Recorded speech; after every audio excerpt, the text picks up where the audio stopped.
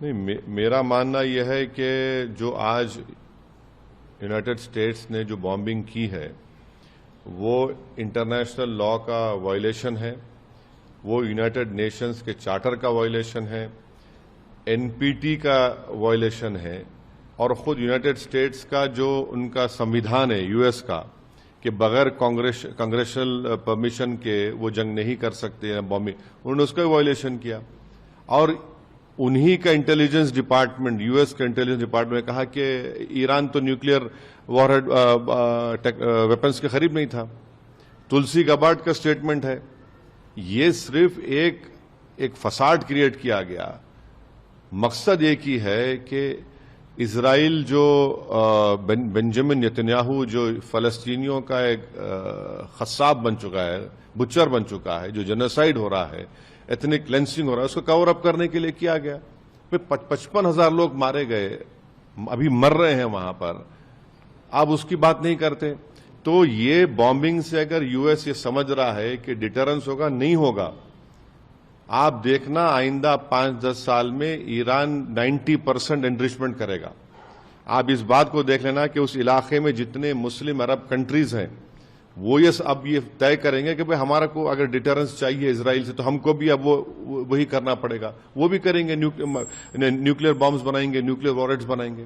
اور یہ جو یو ایس نے کیا ہے، عراق میں آپ نے جھوٹ بولا تھا ویپنز آف ماس ڈسٹرکشن، کہاں ملا؟ کچھ نہیں ملا۔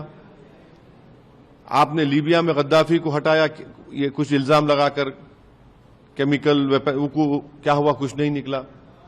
تو آپ یہ جو انسٹیبلٹی کریٹ کر رہے ہیں، یہ انسٹیبلٹی آپ کو ہی مہنگی پڑے گی۔ اگر کل وہاں پر جنگ ہو جائے گی اس علاقے میں، جو اب پورے آثار نظر آتے ہیں، تو پھر پورا علاقہ ایک آگ کی جھونک میں ہوگا۔ اور وہاں پر 60 لاکھ سے زیادہ بھارت کے لوگ کام کرتے ہیں اس تمام کنٹریز میں۔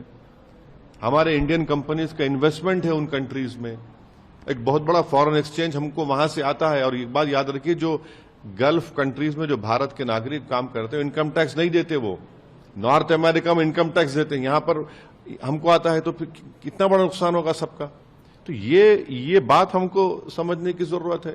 اور آخری بات یہ ہے کہ اسی لیے پاکستان نے نوبل پیس پرائز کے لیے کہا تھا، اور اسی لیے کیا ان کا جو جنرل تھا جا کر ٹرمپ کے پاس بیٹھ کر کھانا کھایا تھا، تب ان کو یہ تو سب ایکسپوز ہو گئے یہاں سے لے کے وہاں تک۔ پاکستانی مسلم عوام کو نہیں، پاکستان کے دیکھیے، پاکستان نے فارمل کہا نا کہ ہم ٹرمپ کے لیے نوبل پیس پرائز بولیں گے، تو کیا انہوں نے اسی لیے کہا تھا؟ اسی لیے کہا کہ ان کو نوبل پیس پرائز ملنا چاہیے اس آدمی کو، اس پریزیڈنٹ کو، جس نے اپنے ہی دیش کے سمویدھان کا وائلیشن کیا، یونائٹڈ نیشن چارٹر کا وائلیشن کیا، انٹرنیشنل لا کا وائلیشن کیا، این پی ٹی کا وائلیشن کیا۔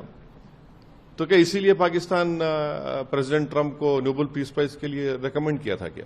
سر، یو ایس کی بھومکا مڈل ایسٹ ریجن میں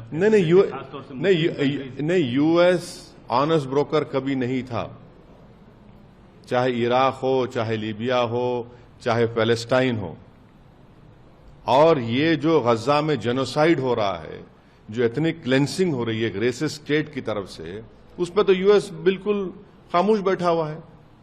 ساری دنیا بول رہی ہے کہ پیلسٹینینز کا ایتھنک کلینسنگ ہو رہی ہے، مانے اگر وہ لوگ کھانا لینے جا رہے ہیں تو گولیاں چلا کر ان کو مار رہے ہیں۔